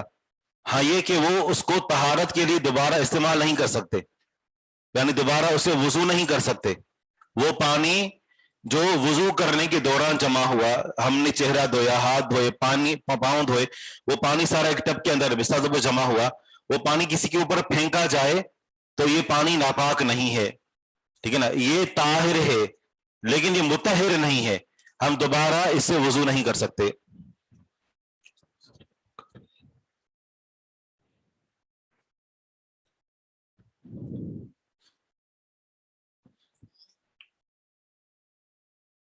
سوال ہے کہ اگر یہ صحابی بے ہوش تھے تو ان کو کیسے پتا چلا کہ رسول اللہ صلی اللہ علیہ وسلم نے ایسے کیا؟ تو ظاہر بات ہے کسی صحابی نے ہی بتایا، گھر والوں نے بتایا ہوگا.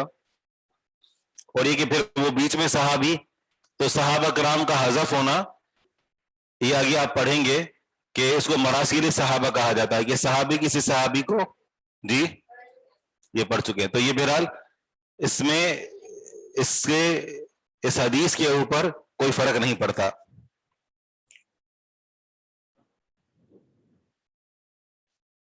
آگے پڑھیے. باب فرض الوضوء،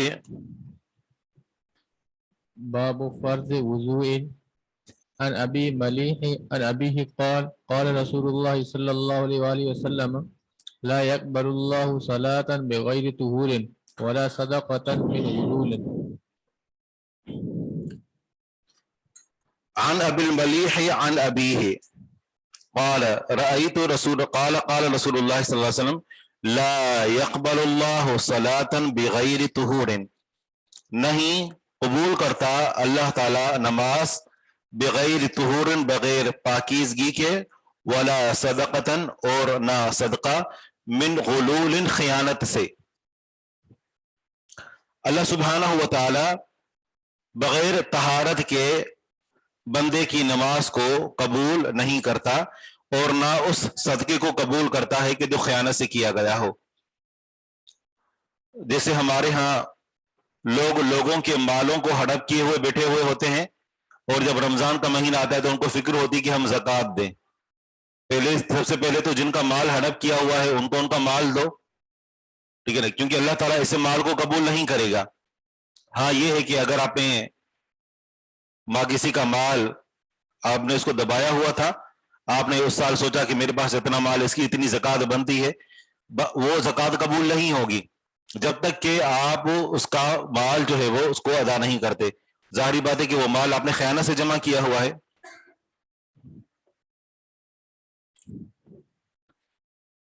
ولا صدقۃ من غلول، اور خیانت سے جو صدقہ کیا جائے تو اس سے اللہ تعالیٰ قبول نہیں کرتا۔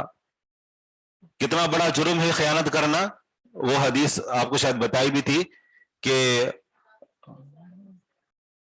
رسول اللہ صلی اللہ علیہ وسلم سیدنا ابو رافع رضی اللہ عنہ کے ساتھ بقیع کی قبرستان سے گزر رہے تھے، اور فرمایا کہ تجھ پر افسوس ہے، تجھ پر افسوس ہے۔ تو انہوں نے پوچھا کہ کیا ہوا، مجھ سے کوئی غلطی ہو گئی؟ آپ علیہ الصلوۃ والسلام نے فرمایا کیا ہوا؟ ابو رافع رضی اللہ عنہ کہنے لگے کہ آپ نے کہا کہ تجھ پر افسوس ہے۔ آپ علیہ الصلوۃ والسلام نے فرمایا کہ میں تجھے نہیں کہہ رہا تھا، بلکہ میں اس قبر کے اندر جو مدفون شخص ہے میں اس کے بارے میں کہہ رہا ہوں۔ میں نے اس کو بھیجا تھا کہ جا کر تم مال لے کر آؤ یا کسی جنگ کے دوران، اور اس نے ایک چادر چھپا لی، یعنی زکوٰۃ کا مال لینے کے لیے گیا تھا، یا پھر یہ ہے کہ مال جو کہ غنیمت کا تھا اس کو جمع کرنا تھا، اور اس نے ایک چادر چھپا لی۔ فرمایا کہ ابھی میں دیکھ رہا ہوں کہ وہ چادر آگ کی بن کر اس کو جلا رہی ہے۔ کیا قیمت ہے چادر کی؟ تھوڑی سی معمولی سی رقم، لیکن فرمایا کہ وہ اس کو جلا رہی ہے۔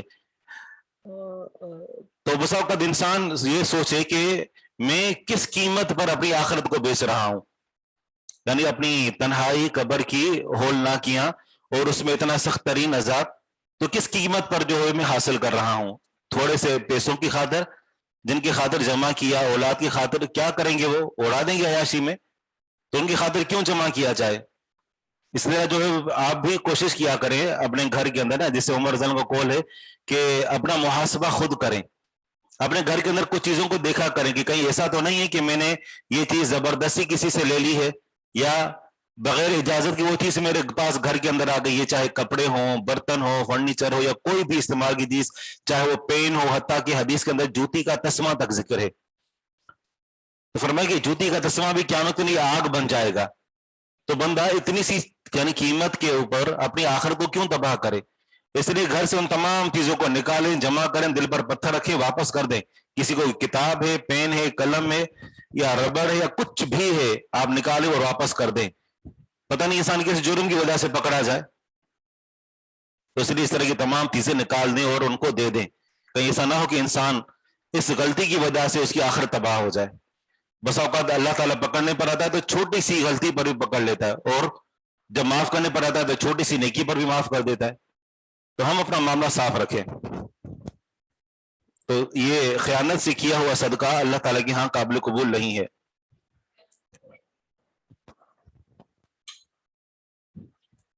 کہ آپ کو کوئی امانت دی گئی کہ یہ امانت فلاں تک پہنچانی ہے، انسان اس میں سے کچھ رکھ لے، جیسے خود ہی گزشتہ ادوار کے اندر ہوتا تھا، امانت رکھوائی جاتی تھی، یا پھر یہ ہے کہ مال غنیمت، ایسا مال جو کہ عام مسلمانوں کا ہے، جیسا کہ ہمارے ہاں ہوتا ہے نا، اداروں کی یعنی علاقے کے اندر رفاہی امور کے لیے پیسہ ملتا ہے، ٹھیک ہے نا، یا پھر یہ کہ کسی جگہ زلزلہ آ گیا اور لوگوں نے مال جمع کیا کہ فلاں علاقے میں بھیجنا ہے، اب یہ ایک عام مسلمانوں کا مال ہوا، اس میں سے انسان کوئی چیز چوری کر لے گا یا اپنے پاس رکھ لے گا، جیسا کہ کرتے علاقوں کے بڑے بڑے کرتے ہیں، سارا مال جمع کیا اور خود اس کو ہڑپ کر گئے، علاقے کی بہبود کے لیے کوئی رقم آئی اور اس کو سڑکیں بنانے میں، گلیاں بنانے میں، گٹر بنانے میں، بجلی، تو ساری وہ خود چٹ کر جاتے ہیں، اور یہ غلول ہے۔ اگر وہ کچھ خرچ کرتے ہیں تو وہ قبول نہیں ہے۔ اگر کسی کو خیانت کا یاد ہی نہ ہو تو ظاہری بات ہے وہ پھر اس کو مواخذہ ہی نہیں گئے، یا پھر یہ کہ بندے کا ہی پتہ نہیں ہے، یا بندہ مر گیا، یا یہ ہے کہ کسی اور ملک میں خیانت کر کے آ گئے، اب وہاں پر کیسے پہنچائیں؟ تو پھر وہ 3 رقم صدقہ کر دینی چاہیے.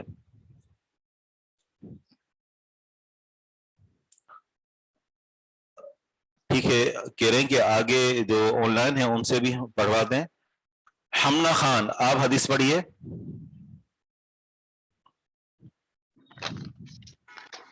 الاعتداء في الوضوء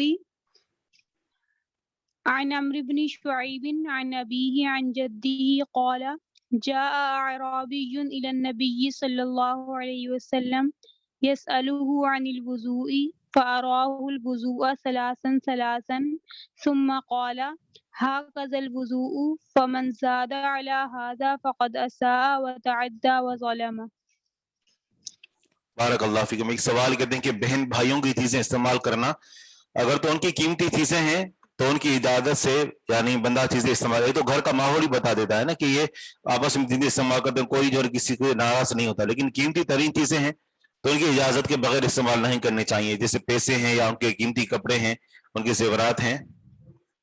اگر فاصلہ 2 فٹ سے کم ہو، یہ کافی سوال کر رہے ہیں، 2 فٹ سے اگر کم ہو تو اس کے اندر کوئی حرج نہیں ہے، 2 فٹ سے زیادہ نہیں ہونا چاہیے، 2 فٹ سے زیادہ ہے تو پھر ستھرا رکھنا ہوگا. جی کیا کہہ رہے ہیں؟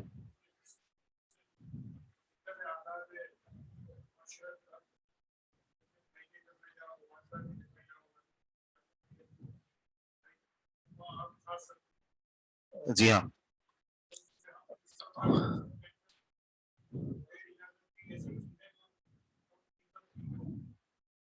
جیسے گھر کے اندر ایک بسا اوقات جو ہے وہ کچھ بھائیوں کی معمولی چیزیں ہوتی ہیں، جیسے کوئی اپنا صابن علیحدہ استعمال کر رہا ہے، اس کا گئے اور وہ تھوڑا سا استعمال کر رہی ہے بغیر اجازت کے اور پتہ ہے کہ یہ استعمال ہوتی رہتی ہیں، تو اس کے اندر انشاءاللہ کوئی مواخذہ نہیں ہے.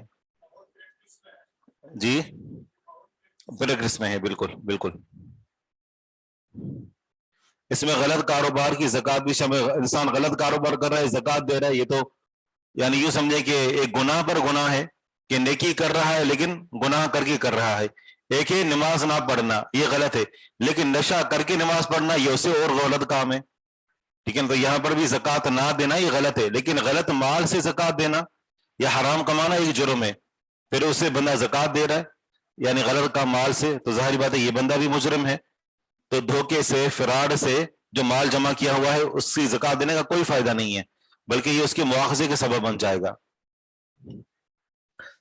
سجدے والی جگہ اور سترے کے درمیان کتنا فاصلہ ہونا چاہیے؟ کم از کم 2 فٹ کا، اس سے زیادہ نہ ہو، زیادہ ہو کم ہونا ہو سو بھلے کوئی حرج نہیں ہے، لیکن اگر 2 فٹ سے زیادہ ہے تو پھر انسان کو سترا رکھنا چاہیے.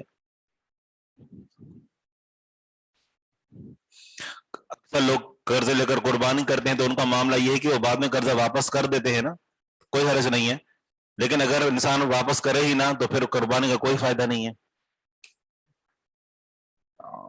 عن عمرو بن شعيب عن أبيه عن جده قال جاء أعرابي إلى النبي صلی اللہ علیہ وسلم، ایک دیہاتی نبی صلی اللہ علیہ وسلم کے پاس آیا، يسأله عن الوضوء، وہ آپ علیہ الصلوۃ والسلام سے وضو کے بارے میں سوال کر رہا تھا. فأراه الوضوء ثلاثا، آپ علیہ الصلوۃ والسلام نے اسے 3 مرتبہ وضو کرنا دکھایا. ثم قال، پھر فرمایا، هكذا الوضوء، اس طرح وضو ہوتا ہے، یعنی زیادہ سے زیادہ 3 مرتبہ. تو فمن زاد على هذا، بس جس نے اضافہ کیا اس پر، فقد اساء، بس تحقیق اس نے برا کیا، وتعدى، اور اس نے حد سے تجاوز کیا، تعدى حد سے بڑھا، وظلم، اور اس نے ظلم کیا. اس سے پتہ چل رہا ہے کہ اگر انسان شریعت کے بتائے ہوئے طریقے کو چھوڑ کر اگر اسے آگے بڑھے گا تو یہ بھی شریعت کی مخالفت ہے. 3 مرتبہ وضو کرنا مسنون ہے، اگر اسے اضافہ کرتا ہے تو یہ ایک قسم کا ظلم ہے. تو وضو میں اعتداء، حد سے نہیں بڑھنا چاہیے. الاعتداء فی الوضوء، وضو میں حد سے بڑھنا، حد سے تجاوز کرنا.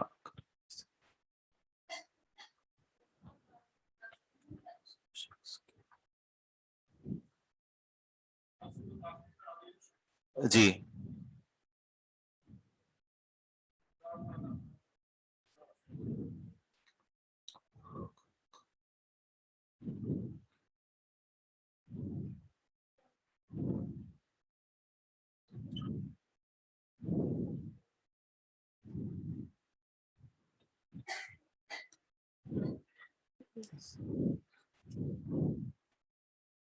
میں کچھ پڑھنا چاہ رہا ہوں, 2 مرتبہ سوال آیا ہے لیکن اتنے سوالات آ رہے ہیں کہ وہ پیچھے سوال چلا جا رہا ہے.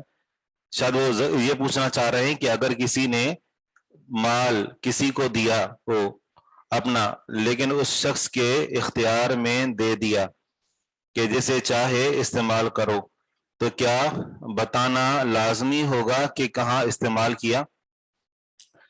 جیسے مجھے ایک شخص نے 5,000 روپے دیے تھے کہ آپ نے اس کو اللہ تعالیٰ کے راستے میں خرچ کرنا ہے, تو ظاہری بات ہے اب اس سے یعنی اس کی ذمہ داری ادا ہو گئی.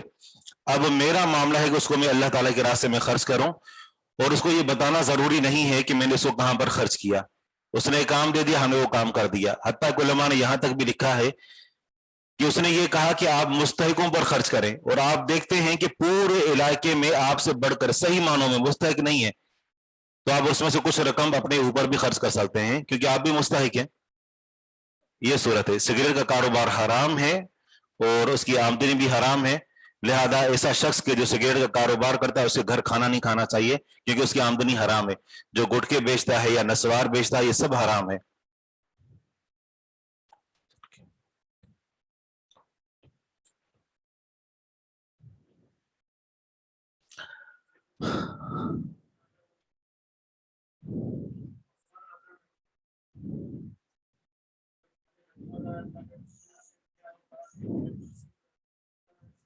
صحیح, اس نے اپنے اوپر خرچ کیا. بالکل.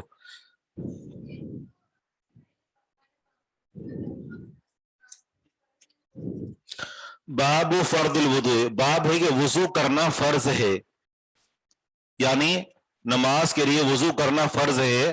اگر انسان بے وضو ہو تو اس کی نماز قبول نہیں ہے, اور حدیث بالکل واضح دلالت کر رہی ہے کہ بغیر طہارت کے انسان کی عبادت قبول نہیں ہے. تو جب ما لا یتم الواجب الا به فهو واجب, ایک اصول فقہ کا قاعدہ ہے کہ اگر کوئی چیز جو واجب ہے لیکن وہ کسی اور چیز کے ملائے بغیر مکمل نہیں ہوتی تو وہ چیز بھی واجب ہو جائے گی. نماز واجب ہے لیکن انسان اس وقت تک نماز نہیں پڑھ سکتا جب تک وضو نہ کرے, تو وضو بھی واجب ہے.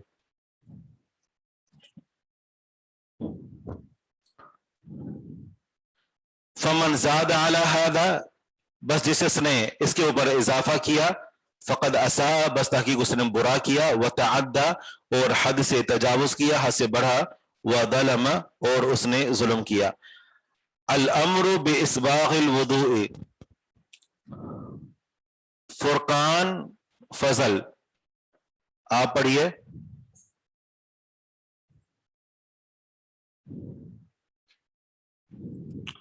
السلام علیکم ورحمۃ اللہ وبرکاتہ. السلام ورحمۃ اللہ وبرکاتہ. حدیث نمبر 141 شیخ. جی ہاں. الامر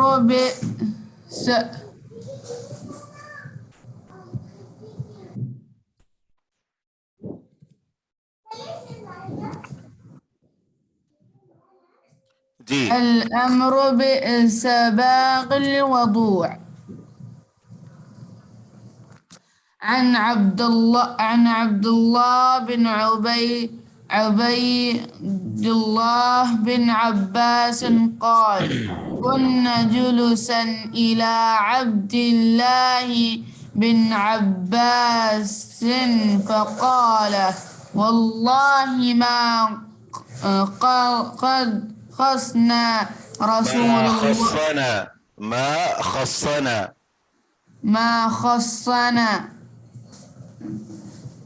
خصنا رسول الله صلى الله عليه وسلم بشيء دون الناس إلا بثلاثة أشياء فإنه أمرنا أن نسبغ الوضوء ولا نأكل الصدقة ولا ننزي الحمر على القيل. بارک اللہ فیکم. الامر باسباغ الوضوء, الامر حکم ہے, باسباغ الوضوء وضو کو مکمل کرنے کا, اسباغ یعنی اچھی طرح وضو کو مکمل کرنا.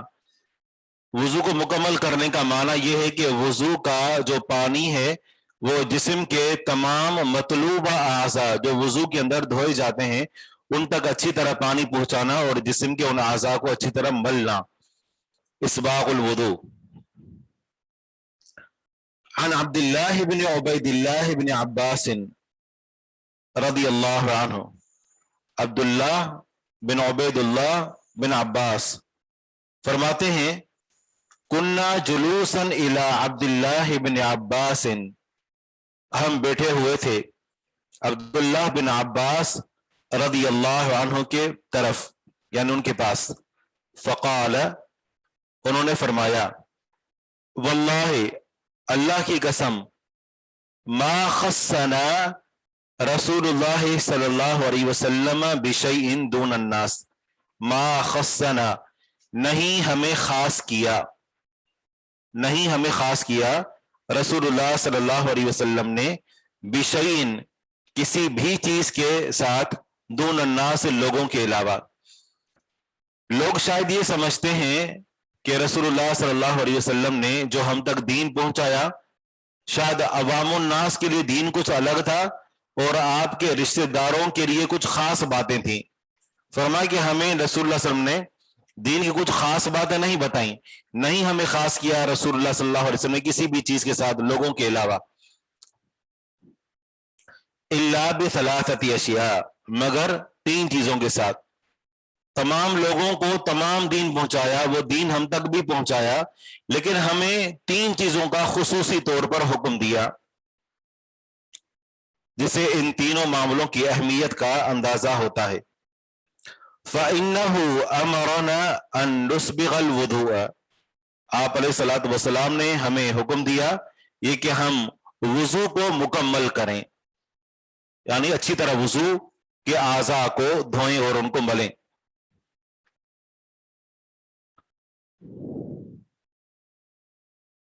دوسرا حکم یہ ہے وَلَا نَأْكُلَ الصَّدَقَةَ، اور یہ کہ ہم صدقہ نہ کھائیں، کیونکہ یہ رسول اللہ صلی اللہ علیہ وسلم کے قریبی تھے اور آپ علیہ الصلوۃ والسلام جی ہاں، اور ان کے اوپر صدقہ حرام ہے، تو اس وجہ سے آپ علیہ الصلوۃ والسلام ان کو صدقہ کھانے سے منع کر دیا.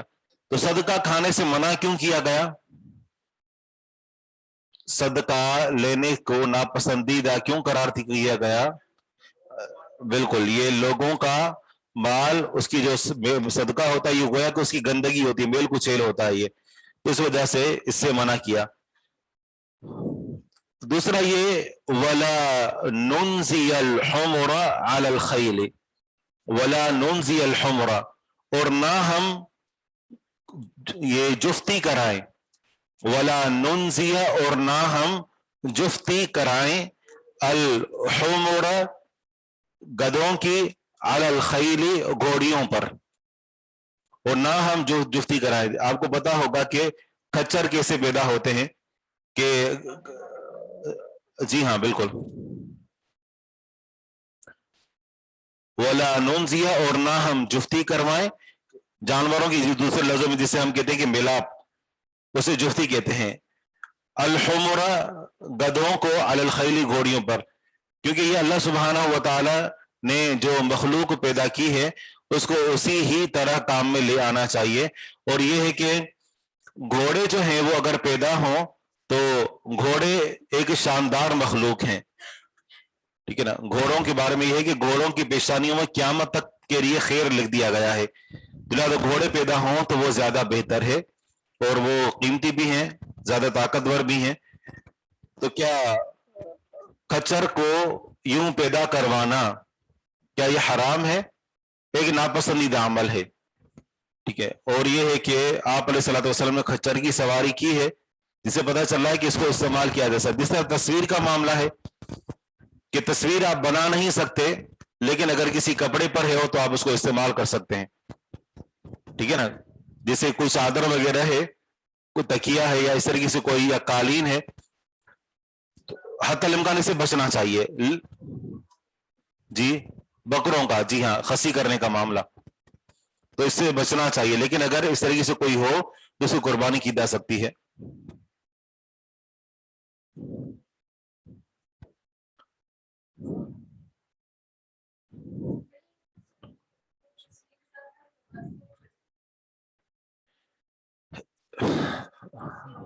جی نہیں، نماز نہیں پڑھنی چاہیے تصویر، لیکن ان چیزوں کو نماز پڑھتے ہوئے ہٹا دیں. لیکن ایسی جگہوں پر یعنی جسے اگر کوئی کشن ہے، تکیہ ہے، تو اس کے اوپر بندہ بیٹھ سکتا ہے، اس کو استعمال کر سکتا ہے. ٹھیک ہے نا، اگر آ گئی ہے. لیکن ایسے نہیں کہ آپ جائیں مارکیٹ میں ایسی چیزیں تلاش کریں اور پھر بعد میں اس کو استعمال کریں، ایسا نہیں. اگر کوئی چیز آ گئی ہے تو پھر آپ اس کو، جس میں تصویر کا اکرام نہ ہو. عشاء کی نماز کا ٹائم جو ہے وہ مجھے معلوم نہیں ہے، یہ کل سے سوال کر رہے میرے بھائی. آپ دیکھ لیں جو یہ اپلیکیشن جو ہے وہ بہت زیادہ ہیں، تو آپ ان میں دیکھ لیں کہ کب سے ٹائم شروع ہو رہا ہے.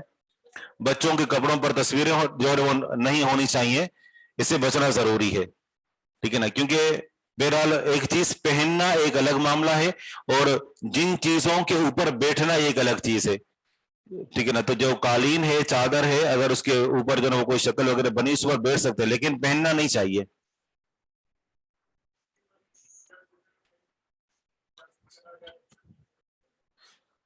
سر کپڑے پر تصویر ہو تو نماز اس میں نہیں پڑھنی چاہیے. بالکل.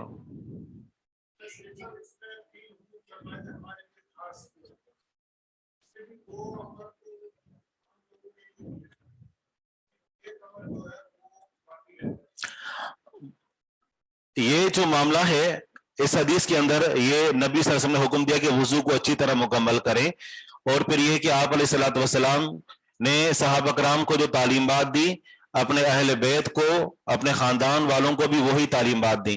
تو ابن عباس رضی اللہ عنہ کا کہنے کا مقصد یہ ہے کہ ہمیں کوئی خاص تعلیم نہیں دی، لیکن ہمیں خصوصی طور پر جن کاموں سے بچنے کا حکم دیا یا جن کاموں کے کرنے کا حکم دیا، ان میں سے ایک یہ تھا کہ وضو اچھی طرح مکمل کریں، اور دوسرا ہے کہ صدقہ نہ کھائیں. وضو اچھی طرح مکمل کرنے کا حکم ان کے لیے نہیں، سب کے لیے ہے.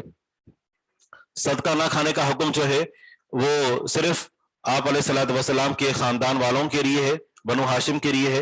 اور اس کے بعد یہ جو تیسرا حکم ہے کہ ہم اس سے بچیں، تو یہاں پر یوں سمجھیے کہ ایک معاملہ ہے جو سب کے لیے ہے، دوسرا آل رسول کے ساتھ جو وہ بالکل خاص ہے اور وہ ہم کر سکتے ہیں جیسے صدقہ ہے، اور جو تیسرا معاملہ ہے تو اس میں سب کو جو ہے بچنا چاہیے. یہ ایک ناپسندیدہ معاملہ ہے اور وہ ہے خچر کو پیدا کروانا.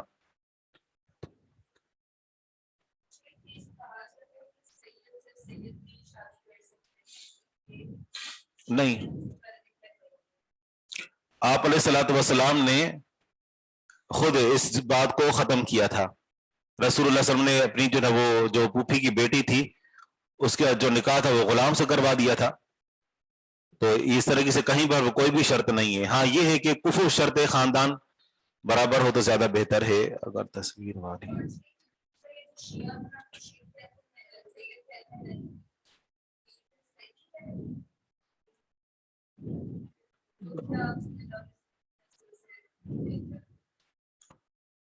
دوبارہ کہیے گا.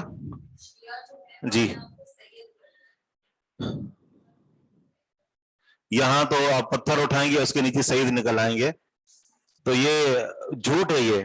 ہاں بالکل. اور ہم نے لوگوں کو اپنے سامنے ان کی اپنی جو ہے نا وہ یہ قوم ذاتیں تبدیل کرتے ہوئے دیکھا ہے. تو یہ اکثر جو جھوٹ بولنے والے ہوتے ہیں. تیسرا پوائنٹ یہ ہے کہ وَلَا نُنزِلُ الْحُمُرَ عَلَى الْخَيْلِ، کہ گدھوں کو گھوڑیوں کے اوپر چڑھا کر اور اس سے خچر پیدا کرنا، اس سے منع کیا گیا. اسباغ الوضوء کا معنی ہے کہ وضو کو مکمل کرنا. اور ٹائم ہو چکا ہے.